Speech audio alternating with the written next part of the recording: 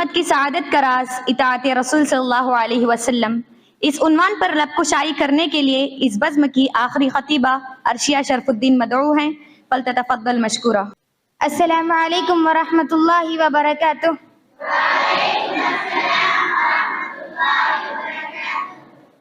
الحمد للہ رب العالمین والصلاة والسلام على رسوله الكریم، اما بعد، قال اللہ تعالی فی القرآن المجید وما ارسلنا من رسول الا لیطاع باذن اللہ۔ محترم صدر انجمن، مشفق معلمین و معلمات، عزیز سامعات، عنوان تقریر ہے امت کی سعادت کا راز اطاعت رسول صلی اللہ علیہ وسلم۔ انسانی زندگی کے مختلف شعبوں میں اعتدال قائم کرنے کے لیے خالق کائنات کی رہنمائی ضروری ہے، اور اس کی رہنمائی و ہدایت کا سب سے اہم ذریعہ نبی صلی اللہ علیہ وسلم کی ذات گرامی ہے، اس لیے کہ نبی صلی اللہ علیہ وسلم پر اللہ کی نظر ہوتی ہے، ان پر وحی آتی ہے اور بذریعہ وحی انہیں یاد دہانی بھی کرائی جاتی ہے۔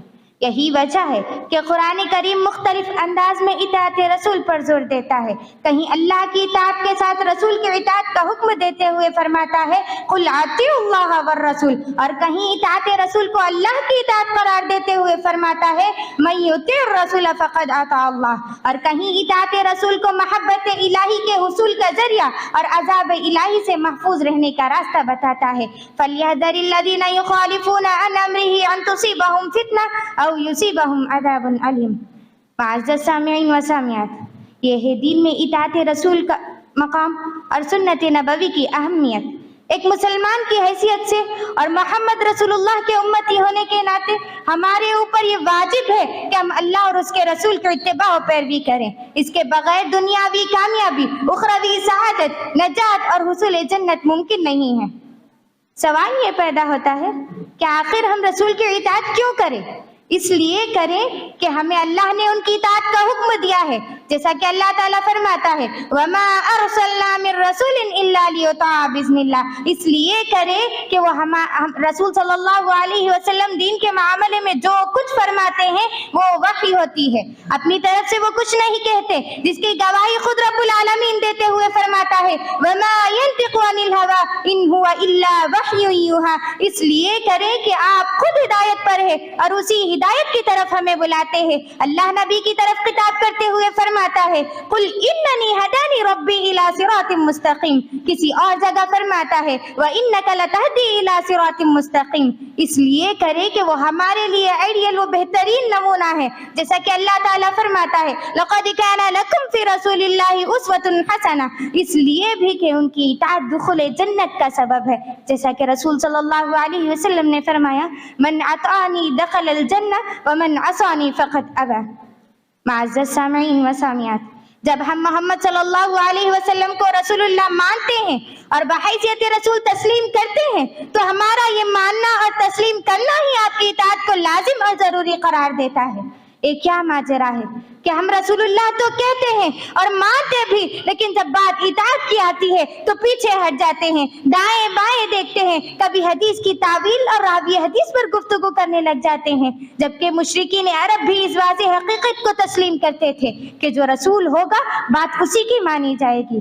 دیکھا نہیں کہ جب صلح حدیبیہ کے موقع پر صلح کے دفعات لکھے جا رہے تھے، اور جب یہ لکھا گیا کہ یہ صلح محمد رسول اللہ اور سرداران مکہ کے درمیان ہے، تو اس نے کہا کہ نہیں، لفظ رسول اللہ کو مٹا دے، اس لیے کہ جب ہم آپ کو رسول اللہ تسلیم ہی کر لیں گے تو پھر جھگڑا اور اختلاف کیسا؟ پھر ہمارے نبی محترم صلی اللہ علیہ وسلم نے اسے اپنے دستے مبارک سے مٹا دیا۔ وہ سمجھتے تھے کہ آپ کو بحیثیت رسول تسلیم کرنے کا مطلب یہ ہے کہ اب اطاعت ان کی جائے گی، بات ان کی چلے گی، اب جس چیز کو جائز کہیں گے وہ جائز اور جسے ناجائز کہیں گے وہ ناجائز ہوگی۔ معزز سامعین و سامعات، صحابہ کرام رضی اللہ عنہم کا منہج یہ تھا کہ وہ فیصلے کتاب و سنت سے لیتے تھے اور اپنے تمام اختلافات میں اسی کی طرف رجوع کرتے تھے۔ صحابہ کے مابین اختلاف نبی صلی اللہ علیہ وسلم کے وفات کے متعلق ہوا، آپ کی وفات ہوئی یا نہیں، اور جیسے ہی ابو بکر صدیق رضی اللہ عنہ نے یہ آیت پیش کی انک میتون و انہم میتون، اختلاف ختم اور سب کو آپ کی موت کا یقین ہو گیا۔ اختلاف خلیفہ کے انتخاب کے بارے میں ہوا. ابو بکر صدیق رضی اللہ عنہ نے حدیث سنائی الائمۃ من قریش، خلیفہ قریشی ہوگا. سب نے اپنی گردنیں جھکا لی. اختلاف آپ کی دفن کے متعلق ہوا. ابو بکر صدیق رضی اللہ عنہ نے حدیث سنائی ما قبض اللہ نبیا الا فی الموضع الذی یحب ان یدفن فیہ، اللہ نبی کو جس مقام پر وفات دیتا ہے وہی ان کے دفن کیے جانے کو پسند کرتا ہے. حدیث آ گئی، مسئلہ حل ہو گیا.